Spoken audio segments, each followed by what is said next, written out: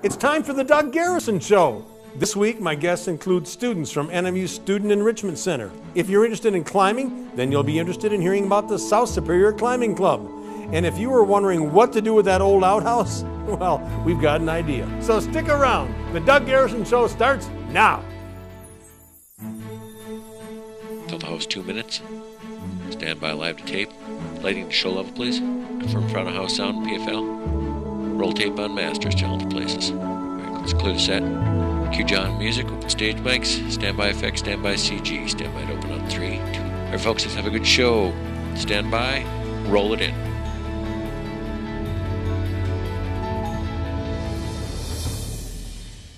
Thanks for joining us tonight on the Doug Garrison Show. Happy Valentine's Day.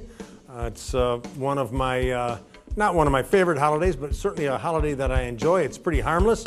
You get to eat some candy and show some loving to the people in your life that you care about. I always think back of when I was a young kid going to school. What we did was we had shoe boxes that we would decorate, kind of make them all fancy with Valentine's decorations. And then the kids would bring the package of Valentines and put your name on it, and everybody put a Valentine in your shoebox.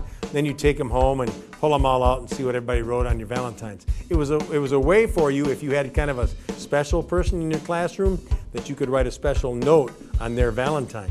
I never did that, and I don't think I ever got any of those either, but it was always something to look forward to. Anyway, Valentine's Day, always a good time. I hope you're having a good one.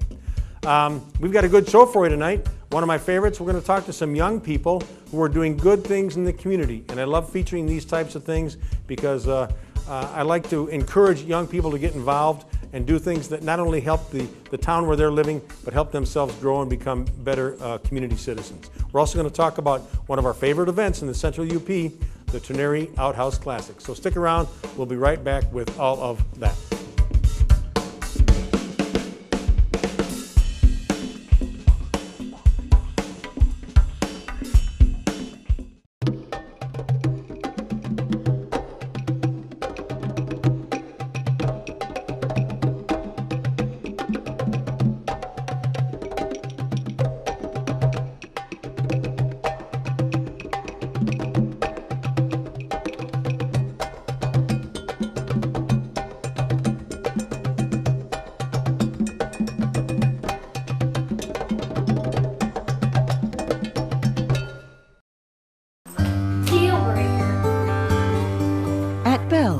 Understand how important your family's health is.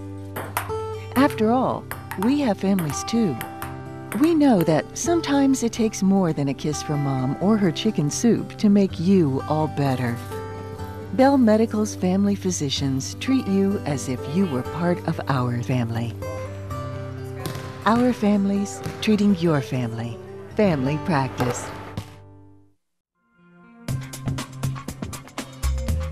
Spotlight on Service is presented by the Marquette Community Federal Credit Union, where they're all about service to community, and we thank them for their support of this segment because it's one of my favorite segments. You know, this community is very good as far as doing things for other people.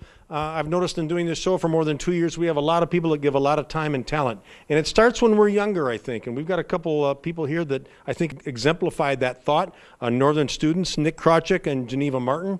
Thanks for joining us tonight. Thank you. And as I suggest, I think that idea of giving to community and community service starts when you're young.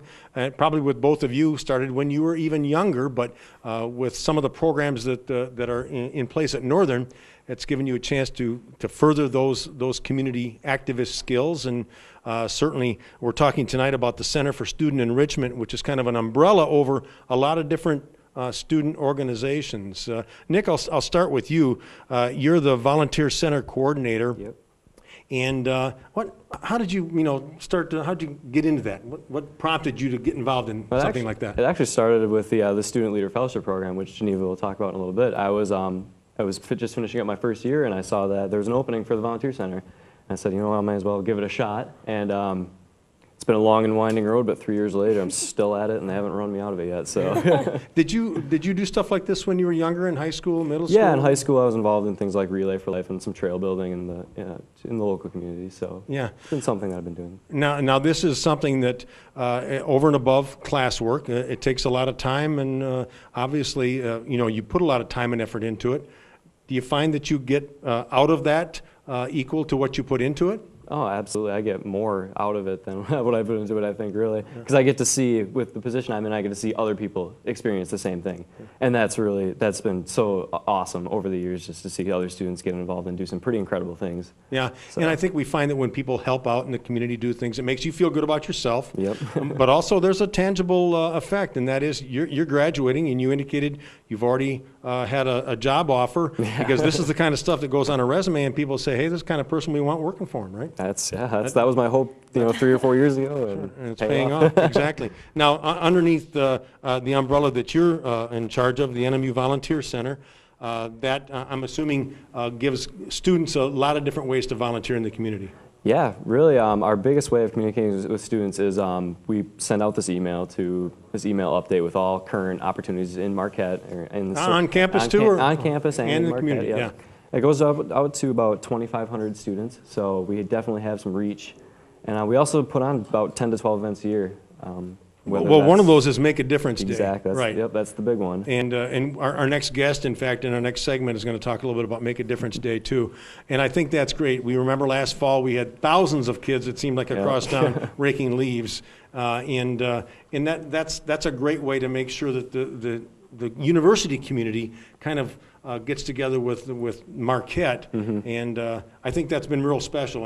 Back in my day, I don't remember that stuff happening. Maybe it did, maybe I wasn't a part of it, but I think that's great. Now, also under your guise is the academic service learning. Tell me about that. Academic service learning is essentially kind of going to class in the community. I mean, it's a class that's centered around community service work, where you go out and do projects. Like, say, if you're in a nursing class, you might meet at the hospital and work with patients there. Or if you're like, there was a aviation maintenance class that went to EAA in Oshkosh and worked on airplanes. So things like that give you a hands-on practical experience that'll make it a lot easier to do, your job after you graduate. Now, Nick, another area under your tutelage there is the academic service learning. Explain what that is. Well, academic service learning is essentially going to class within the community. It's class sections that are focused on community service, whether it's going to a hospital if you're in a nursing class and working with patients, or meeting out at Wetmore Pond to look at algae samples or something Practical like that. experience. I think that's great. Exactly, absolutely. Do you get credit for that? Is there university credit? Yep, you get ASL designation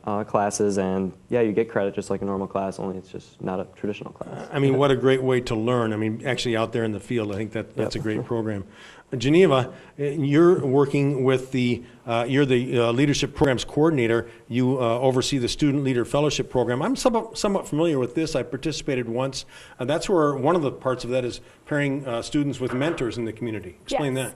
Yeah, well, the Student Leader Fellowship Program is a 2-year program, and one of the components is having a mentor relationship. So each of our student fellows is paired with a mentor from the community, and it's someone to act as like a role model for them and also kind of guide them through their Student Leader Fellowship program experience. Do you have a lot of students that partake in that? Yeah, we have about 50 to 60 students a year, and we have about 100 to 125 applicants per year, so we select from that. Yeah. When the student's done with that, do they typically stay in touch with their mentors? Do they develop some long-lasting relationships there? Absolutely. I'm still in contact with my mentor from 2 years ago. Yeah. So it just depends on the student, but I would say yes. A little bit similar to that practical experience, being out in the community, meeting people, kind of seeing what the career you choose to go in, what's the real life experience a little bit. Also, now you work with Superior Edge. Explain that program to us. Sure. That is a program designed for any student at NMU, and it's like a student development program. And it's a way for students to gain credit for activities that they may be doing outside of the classroom. So it's a logging system where you can log hours of community service, leadership, diversity hours, or if you have an internship, that's the Real World Edge. And it's a program completely unique to Northern.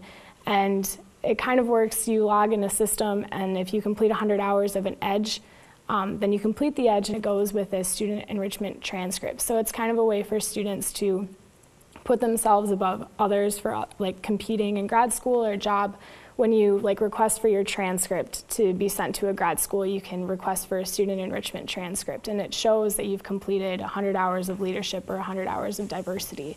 So again, more stuff that looks great on a resume. I would think that there would be some people that through these programs, through people they've met, make some connections that actually lead right into jobs right out of graduation. Absolutely. Yeah. What inspired you to get involved in college level volunteerism? Sure. Well, I think that when I came to Northern, I'm from like Minnesota, far away. I didn't really feel connected to the Marquette community, and being a part of the Student Leader Fellowship Program created a bridge between me and the Marquette community and allowed me to become involved. And then after having that experience, it inspired me to keep wanting these experiences outside of the classroom for me to be an involved community member. Yeah, and Nick, there's probably a real social aspect to this too, isn't there? I mean, it's I know when you go to class, you don't necessarily get close to your classmates, but when you're shoulder to shoulder raking leaves with somebody, Absolutely. you get to know people, you make some lasting friendships. Oh yeah, you're with people that have a lot of similar interests with you. They have the same viewpoints, like, you know, let's try to better the community, and you'll meet some amazing people that do incredible things. So yeah. Now both of you guys are graduating, moving out. And I would guess that you're going to, as soon as you get out there, start to look for some volunteer opportunities out in whatever field you're in, I would think. This is good training ground for that. Yeah, absolutely. Definitely. Well, speaking on behalf of the Marquette community, I want to thank you guys for all that, because I think it's great the way you're able to bridge that gap between the university and the community, and to give back through this volunteerism, and it works for you, obviously. A couple of fine young people here, and once again, when people are looking for people to hire, they say, well, here's your grades, what else did you do? And you've got all this stuff to show them that you've done. Well, great. Thank you so much. Thank All right, Nick and Geneva, thank you very much for joining us. Good luck in the future, both you guys. Thank you. All right, stick around. When we come back, we're going to do some social climbing, so to speak. Don't go away.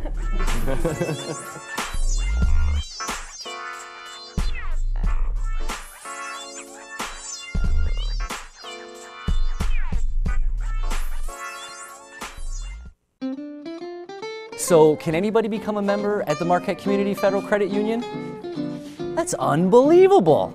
Can I get a home equity loan here? You sure can, and a car loan too. Can I refinance my mortgage here? You bet, and we do car loans too. You're kidding me! No, it's true. Hey, can I get a car loan here too? Thanks, Monty. That was easy. Stop in and see Mickey or Loretta at our Marquette location, or visit Dan at our Harvey location. Marquette Community Federal Credit Union, home of the same-day car loans. What happened to small business in this country? Corporate America came along and brainwashed us into thinking big business was best. Their greed put a lot of small artisans out of work, and along the way, personal service was trampled on. Attention to detail, customer satisfaction, gone. It's not too late for a consumer to expect more. Small businesses that feel like you do are just around the corner. Do you want a kitchen out of a box? Or a kitchen that was designed by neighbors that craft their reputation, one kitchen, one cabinet at a time? Craftsmen who still do it the American way, who take pride in a job well done. Schwalbach Kitchens has been installing American-made cabinets into homes since 1978.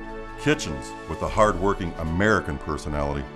We have the know-how to take your vision from paper and turn it into a beautiful living space. Reinvigorate your expectations with a visit to the Schwalbach Showroom on North 3rd Street, Marquette. The Doug Garrison Show is brought to you in part by Iron Bay Computer and Design. Iron Bay gives you the quality and service you demand. And by John's Auto, voted the Reader's Choice #1 source for a used vehicle in Marquette County 7 times. No fancy slogans, just a lot of satisfied customers at John's Auto, 1004 West Washington.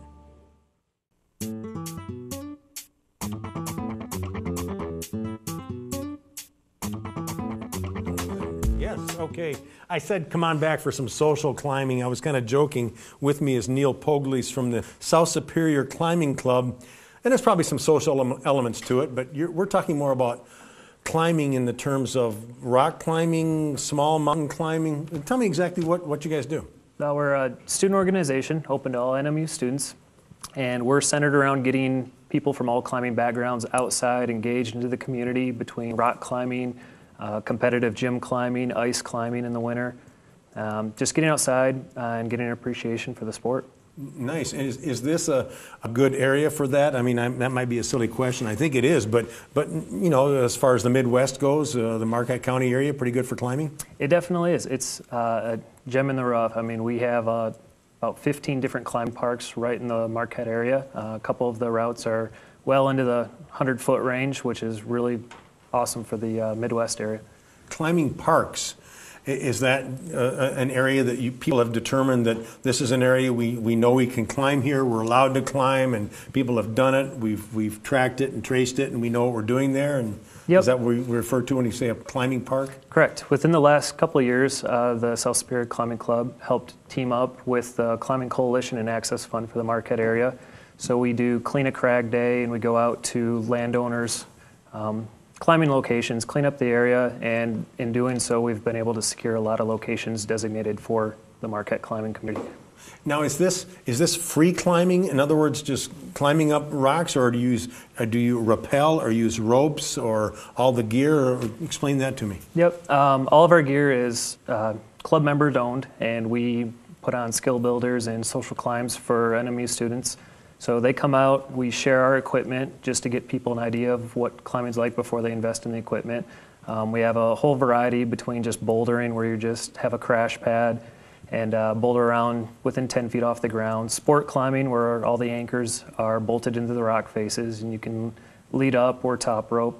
And then we also have traditional climbing, which is you place gear as you climb within natural features in the rock. Now, is this something that any student can participate in if they want to? It is. It is just for students? Yep. It's for all NMU students. Mm-hmm. We have a Facebook page, the South Superior Climbing Club. We run a lot of our notifications and event advisories on there. Just contact us, ask to join, and then we set up skill builders to get you out there. And that's the best way to get out and mingle with other climbers and kind of learn the ins and outs of it. Any cost involved? There isn't. Just your equipment, whatever you want to spend. Just your equipment, yeah. Yep. What about, I see people talking about climbing out on ice formations during the winter. Is that part of it too? It is. This last year we started getting a little bit more of an interest in ice climbing, so we decided to make a push to start obtaining equipment and team up with Downwind Sports and the ORC for Michigan's Ice Fest, what happened just this last weekend, and get out there and it's a chance to demo equipment, rent equipment. Is it dangerous? All activities have their level to stuff, it. You know, yeah. I'm kind of a chicken, but we do a lot of precautions, wear helmets. We go through a lot of skill builders, and most of our climbers have gone through professional training courses on how to properly set up anchors, top ropes, and actually instruct new members. So. Are there any areas, any of these climbing parks, that people in the audience might be familiar with in this area? Something I'm thinking of the rock face out there in Harvey, just on 41 behind Ace Hardware. There's a rock face that goes straight up. Is that something that people climb, or is there still a Rotzi rock over by just north of Tourist Park Lake, the Dead River Basin? Is that still over there too? Yep, they're still there. We don't climb in the Harvey location. We don't have permission from the landowners. Yeah. The areas that we primarily climb are the backside of Marquette Mountain, Mount Marquette, there's Suicide Hill over in Ishpeming, AAA up in Big Bay, and Palmer has Slugs Bluff. Those are all locations where we've gone out, asked permission from the owners, and climb there. Do you have regular events then? In other words, do you say we're going out this Saturday, meet at the Holiday Inn, and we're going to head out to this location, or how do you do that? We do. Usually in the falls we start setting up skill builders when all the students come back. It's a good way to get everybody back in the swing of school, socialize, meet some new people for the new freshmen coming in. We post that we're going to be holding a skill builder at a certain climbing location. Then you just come out, spend the day. We bring some snacks and lunches and just kind of socialize. Well, I mentioned, I joked social climbing, but it's a social thing too. Just like the students we had here earlier talking about the volunteer things they do at Northern. It's a great way to meet people who have some similar interests, I guess. You've got some people that have helped mentor you in this group, some people you wanted to mention? Yeah, definitely. Phil Watts would be the top on our list because he's our actual club advisor. Mm-hmm. So he's the one that signs off on all of our events and fundraising and Make a Difference Day things, and kind of gives our backing and support. And when we have ideas and things we would like to pursue as a club, we bring it to him and he gives us advisement, which is really, really helpful. Yeah, and Bill Thompson at Downwind Sports helping with equipment and making sure you guys have the right gear. Definitely, wonderful man. Yeah. He really supports the climbing community in Marquette Sure. and all outdoor rec activities. Yeah. And then a personal mentor of yours, Paul Pepin. Definitely. Paul Pepin has been my personal mentor, and he does a lot of the developing in the area, and he makes it all possible for us to get out there and actually enjoy this. Good. Well, this is a great thing. Again, something else available to Northern students to help you enjoy this area. And also, I want to thank you. Your group participated in Make a Difference Day, went out and raked yards, raked my yard last fall and my neighbor's yard, and thank you so much. That was great. Great to see an organization that basically you guys get together to have fun, but say, hey, we're going to give something back to the community at the same time. Definitely. That's Beautiful. the whole plan. Okay. Thank you. Neil Poglies from the South Superior Climbing Club. Find him on Facebook if you want to get involved. Great activity. Neil, thank you very much. Enjoy climbing around Marquette County. Okay, stick around when we come back. Ready, set, go. All right.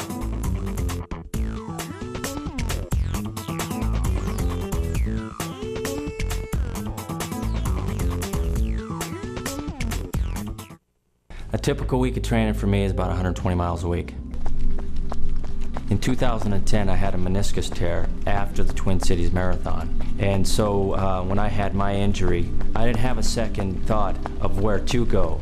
I knew Advanced Center for Orthopedics, the doctors there, a lot of them are affiliated with sports. I knew that I was in the right hands.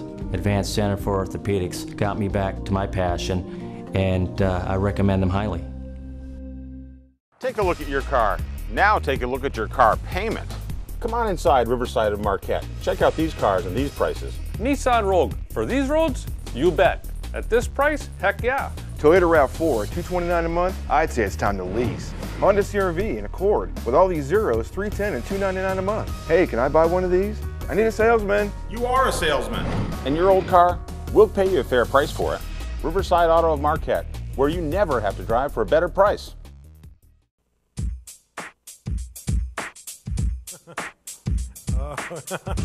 Okay. All right. All right, we're having some fun here. And that's what we should be doing, because we're talking about a fun event, which is the Trenary Outhouse Classic, the 20th year for that. And with me is Diane Peterson, treasurer of the committee, actually. Diane, thanks for joining us. Thank you for having us. How long have you been mixed up in this thing? For about 10 years. For about 10 years? Yes.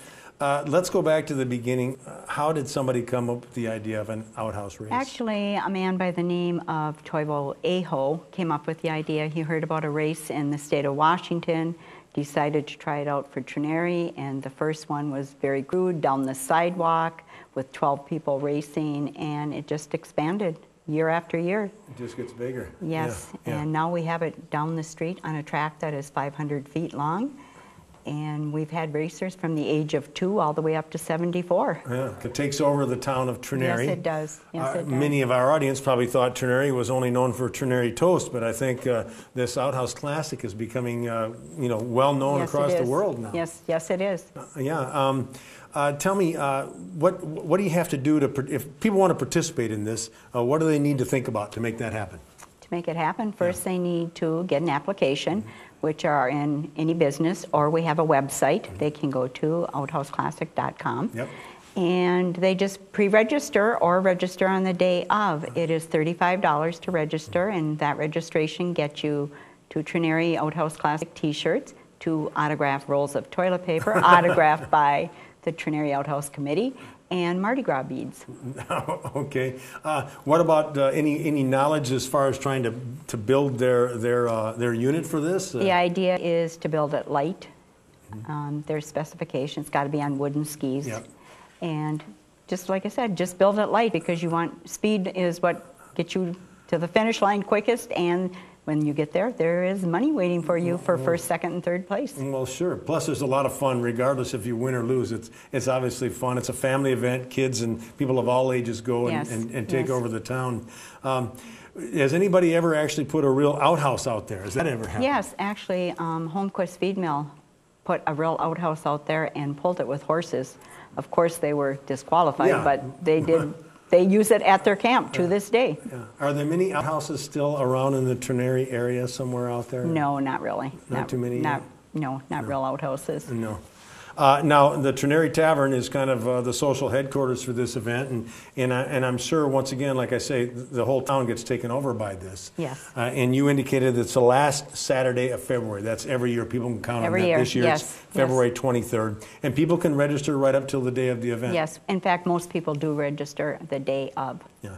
Well, they're making their sled, their unit, and they got to figure out if it's going to be race worthy or not. Yes. And the thing that I like about it is all the different themes and titles and things that go into these things. People have a lot of fun with the creativity part of it. And every year we have a different theme. We come up with a different theme. Some people go off the theme. Some people go off on their own, and they're very creative.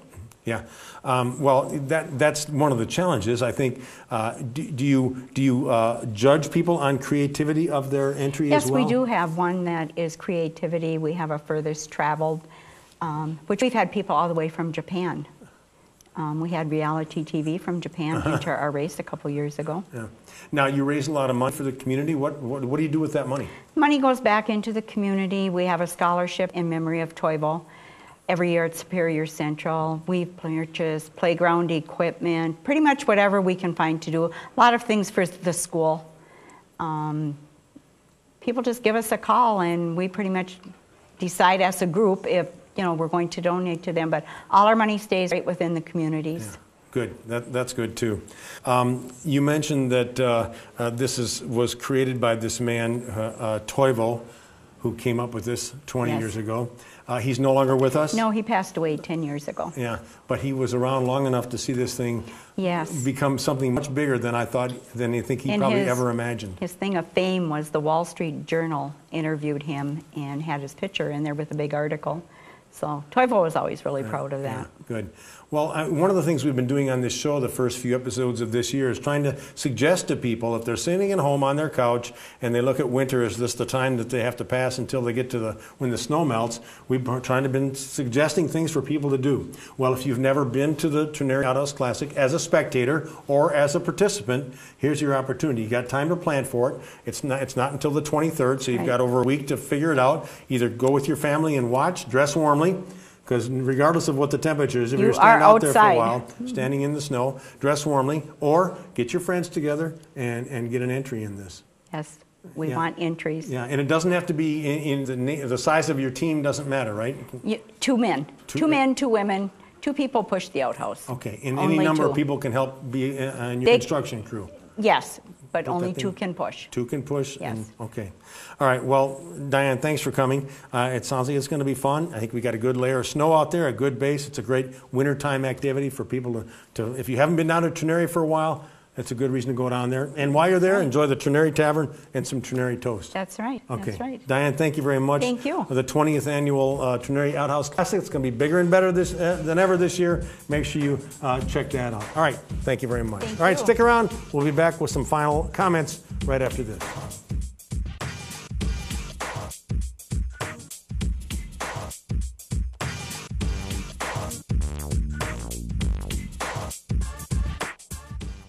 We believe success comes through more than just hard work and determination. It's about the belief that you get out of life whatever you put into it. This is why the Gilbert Dairy strives to provide you with the highest quality dairy products possible. And with 70 farms located throughout the Upper Peninsula, Gilbert is more than just a name, it's a lifestyle. So from our family to yours and throughout the communities of the Upper Peninsula, we'd like to thank you for your loyalty and support. Gilbert Dairy is helping the UP grow 1 gallon at a time. There are no linen tablecloths, no fine china, and no extensive wine list. Yes, we do have great food. Yes, our hearty buffets are loaded with choices. And yes, our desserts are made fresh. Oh, and one other thing, when the bill arrives, yes.